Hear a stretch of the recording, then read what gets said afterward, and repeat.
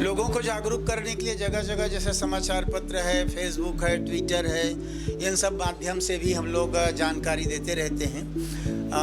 समाचार पत्रों में भी देते हैं, जैसे आज मैं बोल रहा हूं तो मीडिया के माध्यम से भी वो जा रहा है। तो इस प्रकार से जन जागरूकता का प्रयास चारों तरफ से किया जाता है।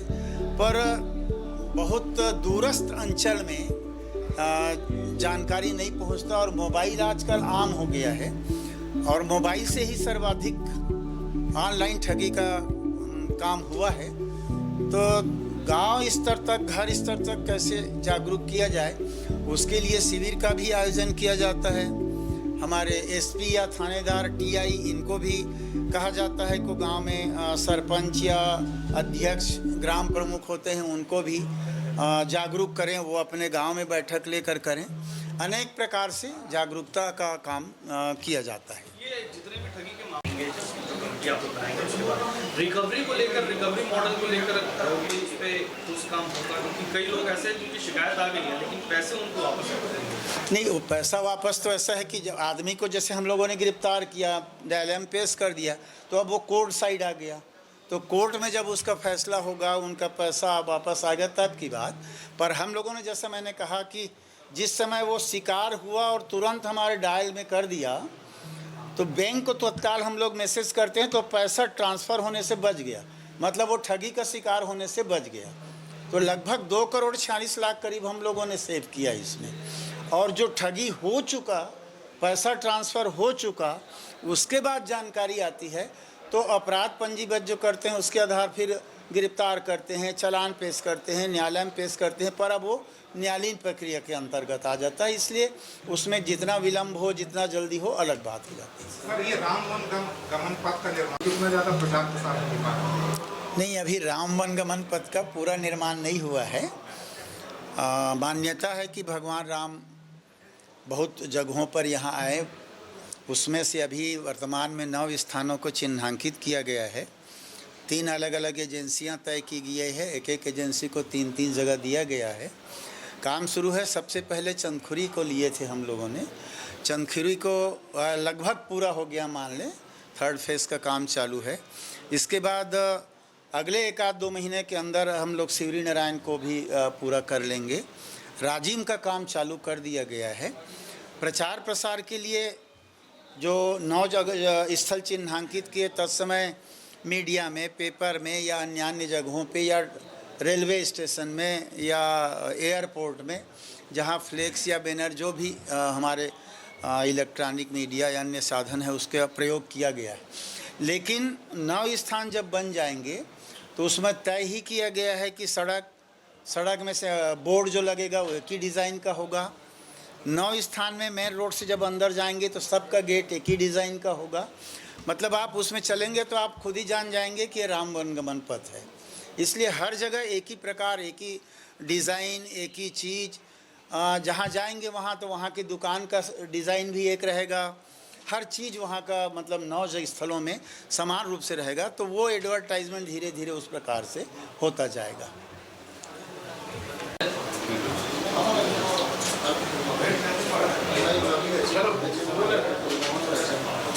पूछो भैया।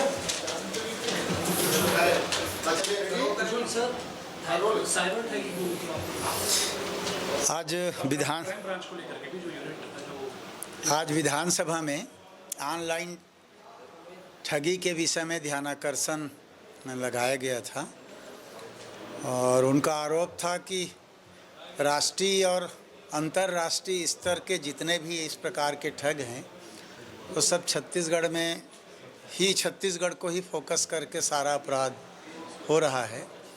26 घटनाक्रमों का ठगी का उल्लेख भी किया गया था माननीय सदस्यों के द्वारा और उस पर मैंने जानकारी दी कि जो 24 प्रकरण अभी आपने उल्लेख किया है उस पर विधि सम्मत विभाग ने कार्यवाही की है, गिरफ्तारी भी हुई है, न्यायालय में पेश भी हुआ है, बाकी में जांच भी चल रहा है सभी प्रकार की।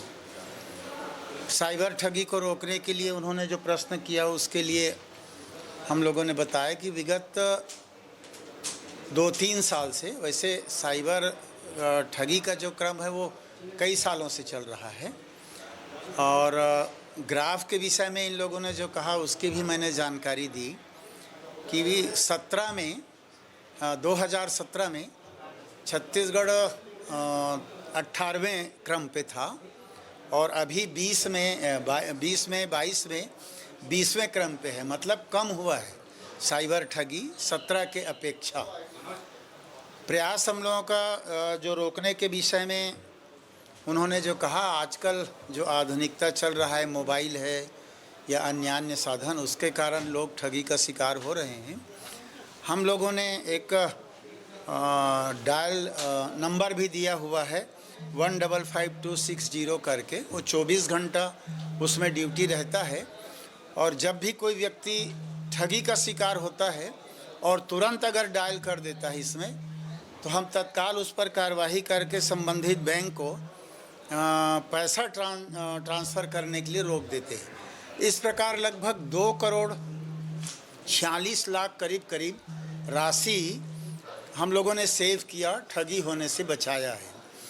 और अधिकारी कर्मचारियों को वर्तमान में जो हमारे बल हैं उसी में से लेकर के साइबर क्राइम, उसके जांच, इसके विषय में अलग अलग एजेंसियों के द्वारा प्रशिक्षित भी कर रहे हैं।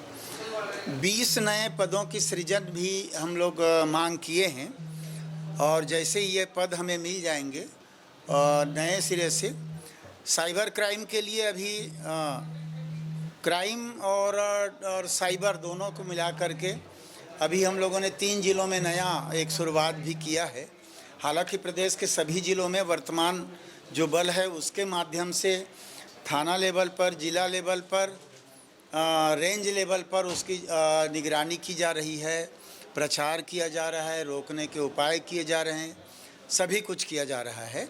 उसके अलावे भी 3 जिलों को फोकस करके जहां सर्वाधिक होता है उसके लिए अभी हम लोगों ने अलग से स्वीकृति दी है।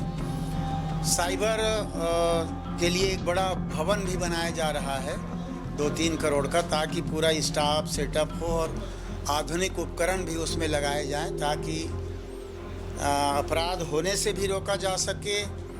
अपराध होता है ठगी तो जल्दी उस पर कार्रवाई की जा सके। इस प्रकार से सभी दिशा में हमारी सरकार बनने के बाद और तेज गति से हम लोग काम कर रहे हैं।